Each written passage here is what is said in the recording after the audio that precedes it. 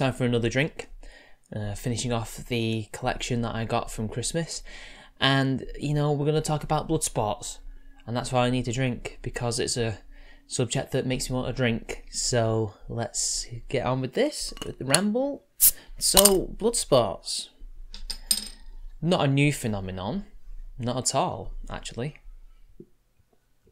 In fact, I think internet Bloodsports, the term, dates back to about 2003. I think MITCH used it at one point. So all these cool kids on the block who think that they're doing something brand new, who think they're doing something that's totally amazing. The cook MITCH, the literal cook, he invented that phrase, or at the very least popularised it for a short time before it's reappeared.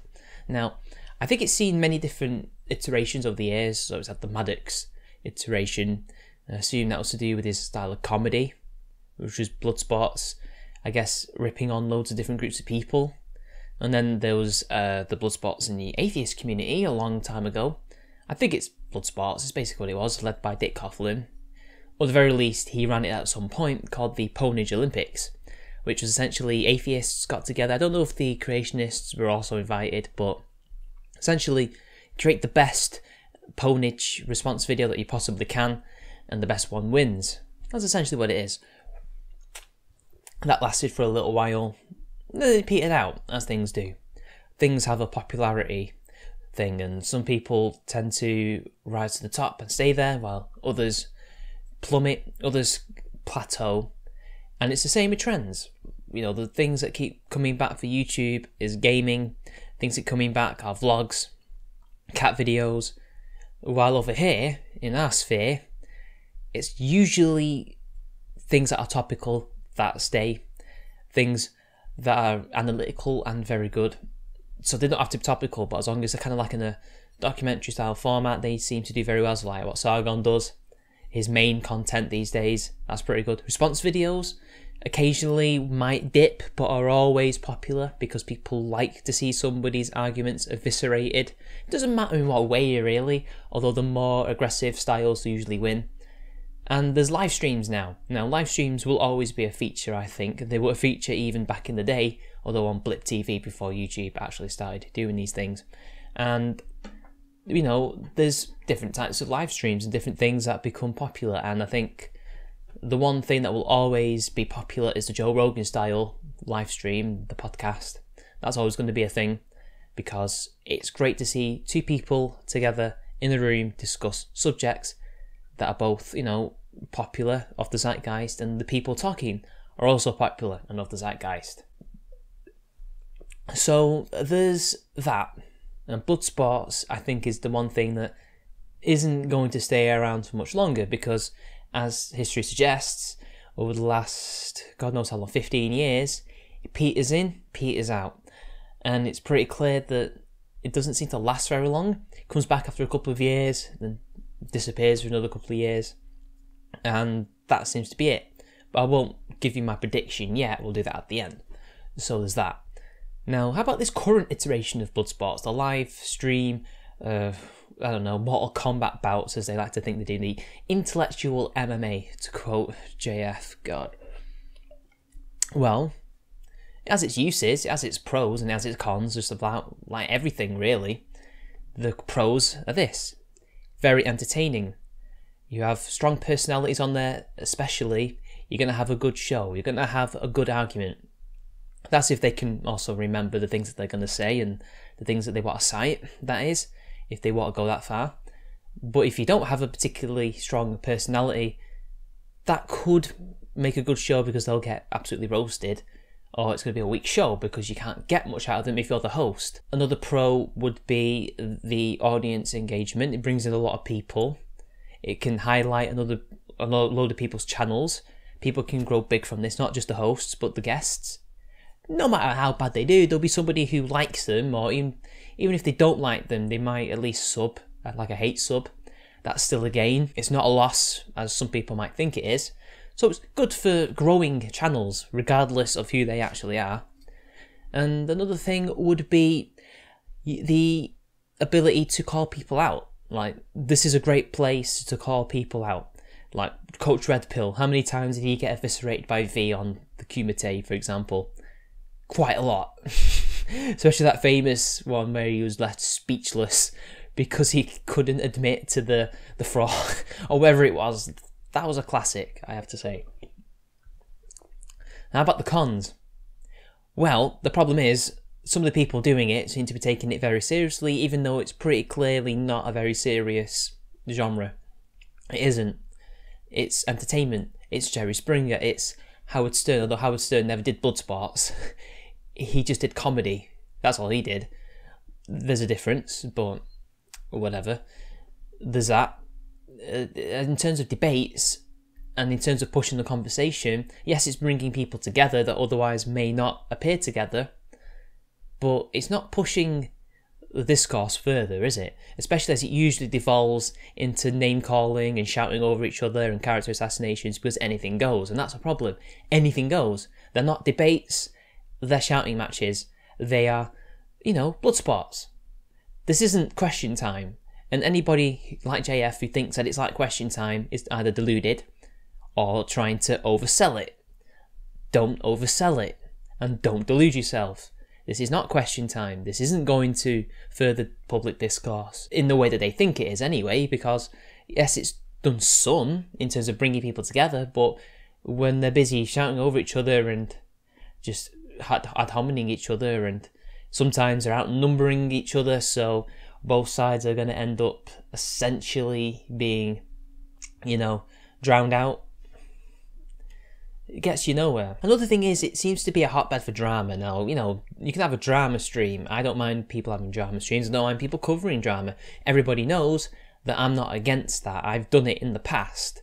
And although I refrain from it on this channel, because I don't want to kill my channel with it, because too much drama kills, as everybody knows, they kind of attract the wrong kind of drama.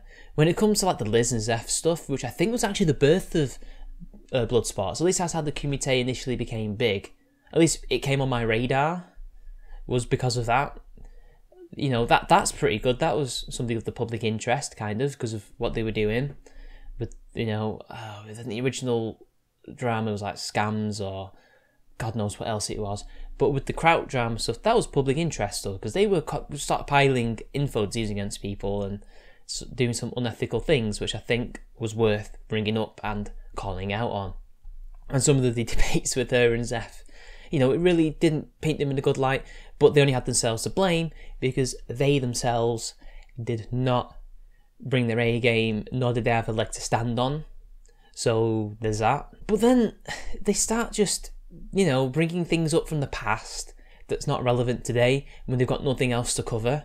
Because, it's a weekly show. Is it a daily show? I can't actually remember. I think it's a weekly show, some of these things. And, what's the use in starting shit with other people because you don't have somebody in to debate with or other people to come in for whatever reason? What's the point? Just don't have a show that week. Just wait until something else happens, or organise something, or discuss amongst yourselves things. Have an argument amongst yourselves, like Opie and Anthony, and I don't know, other things like that. I mean, Maddox and Dick Masterson used to argue amongst themselves until they actually fell out. They made that a whole shtick.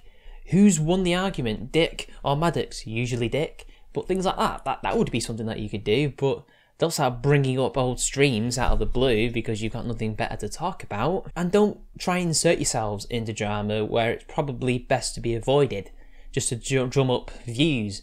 Because, this is my opinion. If you're going to cover drama, you got to cover drama that serves the public interest.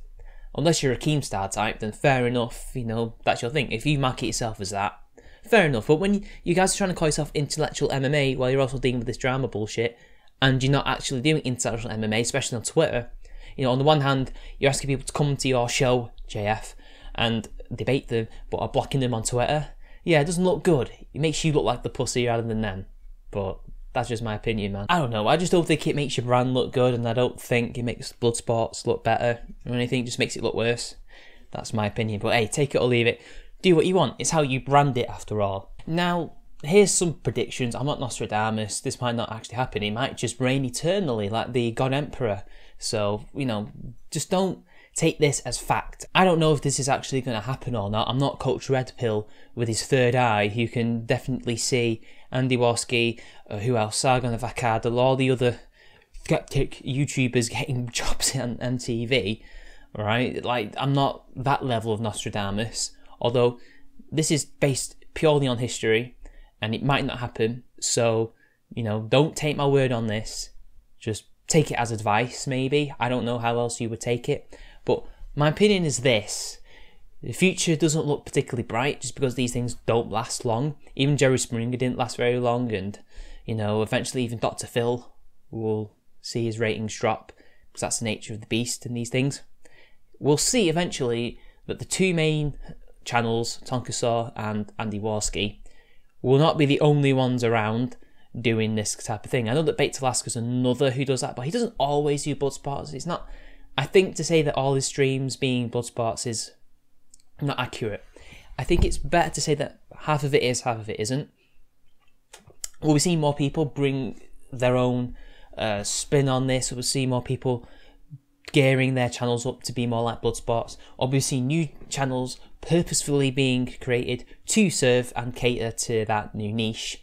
And it's going to get oversaturated. Like, everybody was talking about the anti-sjw and the atheist response videos getting oversaturated and things like that. It's going to happen to Bloodsports, but even worse, because of the nature of the beast. Because it's something that has demand, and because it has something that has limited supply, and let's be honest, it's going to get oversaturated. It's going to get to the point where loads of people are doing it, and it's going to get boring and old. And at some point, there's only so many times you can do the same debate over and over again with the same group of people doing the same things. It's going to get old, and people are going to start dropping off and trying to find something else. I think it's partly why the more chilled out, relaxed podcasts like Joe Rogan does always remain popular, because he can bring on different people and talk about different things, get things out of them that they otherwise might not talk about. For example, I know this is something that I say all the time, but it's the best example that I've got. He brought James Hetfield on, and James Hetfield is a metal legend. He's a Metallica singer, if you don't know. Not Tailed Feature, okay, that's a meme. But, you know, you would think they would just talk about Metallica, they'd talk about metal and shit, and well, they did talk about that, but then they talked most of it about bees and living in Colorado.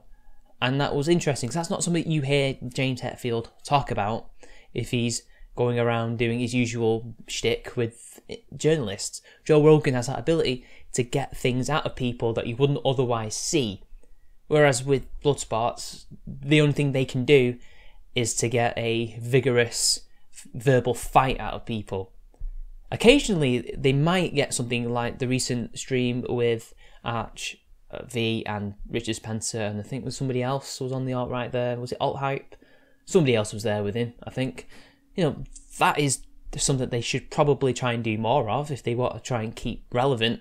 But I don't think that's the model that they're going to go with, because it doesn't really bring in the viewers unless you're really good at interviewing. And they're not interviews, they're fights. And fights bring in more views, unless you're Joe Rogan or you're a Sam Harris type. And people will just stop watching. They won't unsub from these channels, they'll just stop watching, and eventually the smarter channels will move on and do other things, or rebrand their live streams, or change the format of their live streams into something a bit more, you know, functional in the new paradigm that might happen post Bloodsports. Well, post this iterant of Bloodsports. Or they'll die, and some of them will die. Some of them will see their numbers drop to nothing, practically speaking, of course. Another thing is people get tired of the drama as well. You know, there's only so much drama somebody can take until they just get bored of it. That's why I always tell people, if you're going to do a drama video, don't over cover it. Just do one video or a few, wait for events to unfold, keep doing your normal content, because if you don't do enough normal content, people assume you're a drama channel. And people don't like drama channels, people, unless they're Keemstar, that is, or scarce, but they don't like people who just appear to cause it for their own sake or cover it just to get popular. Like, they don't like that, especially since, you know, it's not something that people like, even though they actually do. Another thing is, now I don't think this is necessarily Bloodsport's fault. I actually don't think it's any of these people's fault. I don't think it's Tonkasaw's fault. I don't think it's Warski's fault or Bait Alaska's fault, or really anybody who's been appearing on those shows, unless it can be proven. But I don't think anybody's done anything wrong. But the problem is, it's attracting the wrong sort of people. Now, I don't mean the guests, I mean the people watching it. Now, I don't mean the normal fans, I mean the people on Cow and Paul, and maybe Lefty Paul or whoever's left wing that does all the doxing and shit. It's attracting those sorts because they see something that they can milk. And so far we've seen Arch get doxed, we've seen V's family get doxed. We've seen quite a few people who've been on these Bloodsports things, or even on the more calm streams like the one that Arch was on, get doxed for no discernible reason other than because they have a politics that somebody disagrees with, or there's a third party that might be trying to stir shit up so that they can get a reaction out of people and laugh. And, you know, the nature of Bloodsports is drawing those people in. And the thing is, because it's drama focused and it's, you know, fight focused, it attracts those trolls. And that's the problem, and that's something they're going to have to deal with. I mean, I don't know how they're going to deal with it because, you know, we've been doing this before Bloodsports, and attracting those types of people and trying to rid them has always been an issue. So it's really down to damage control, I guess, rather than actually trying to stop it. And there's not much we can do about that. It's kind of human nature. So ultimately it's going to die, but then it'll be reborn as something completely different. It might end up just being a retro rehash of all the things that have happened before, or somebody will do something completely different, and then we'll be seeing something else for another 6 months to a year, or maybe even 2 years. And then that will die, and then we'll go back to normal schedule, as everybody knows. So what do I think about it? Well, I don't watch it anymore. I've seen a bit of it. I've seen some of the channels and the streams. Some of it's boring to me, especially when there's no fighting or anything. Sometimes the fighting itself gets a bit obnoxious, so I just turn it off. Other times some of the personalities annoy me, or the voices. I mean, I can talk about voices and personalities, but that's besides the point. You know, everybody has something that they like. It's not really for me. I'm not a fan. Some of the people defending it get overly lyrical about it and try to make it out like something that it isn't. Just be realistic and acknowledge it's just entertainment. It's not intellectual MMA, especially when you yourself cannot seem to translate that MMA onto Twitter or a YouTube video. It's not some of the people have forgotten what it is to throw shade in different ways. I mean, there's also this delusion where they think it's a face-to-face match when it actually isn't, especially when some people actually have avatars. And some of us are separated by not just a couple of miles, but hundreds, even thousands of miles. That's not face-to-face. Face-to-face is going to VidCon and having a fight. That's face-to-face. This isn't face-to-face, okay? You're not manly. You're not doing anything that's, you know, super brave or anything, having an argument over the internet. It's literally just having an argument in the comments, but live in video format. That's literally all it is. There's nothing more to it. So it's not my thing. I'm not going to stop people from doing it. I'm not going to stop people from, you know, praising it or, you know, criticising it even. I think criticism is healthy. I think some of the people should probably listen to some of the criticism and try to, you know, incorporate it. Like I think, you know, with the Arch and V and Spencer debate, I think Andy did actually incorporate some of the criticism that he received, although in other places he hasn't, and that's a problem, but that's linked to the drama that I already talked about. So yeah, at the end of the day, you do you, I'll do me, and everybody else will do what they want to do. If you don't want to appear on Bloodsports, you don't have to appear on it. If you want to appear on it, you could appear on it. If you want to throw shade on Twitter, you could throw shade on Twitter. This is why I disagree with the Very Nearly Viral one. They're saying, well, if you're going to criticise it, don't criticise it on Twitter, criticise it on YouTube. But why? They're both platforms where you can, and within certain parameters, speak your mind. And I don't see why criticising somebody on Twitter is any different to criticising somebody on YouTube other than the format. But that's just my opinion. Anyway, enough of this ramble. I've been wasting enough of your time, guys. I expect to see this reacted to at some point. So until next time, it's been your boy. Let's pluck the shit, because that's what Very Nearly Viral wanted me to do. So subscribe to the channel, it's that red button down there, smash that motherfucking like button, share the video so others can see it, and also if you would like, you can donate to our Maker support. Links all in the description, and watch my other content because I really need the AdSense. So until next time, I'll see you later.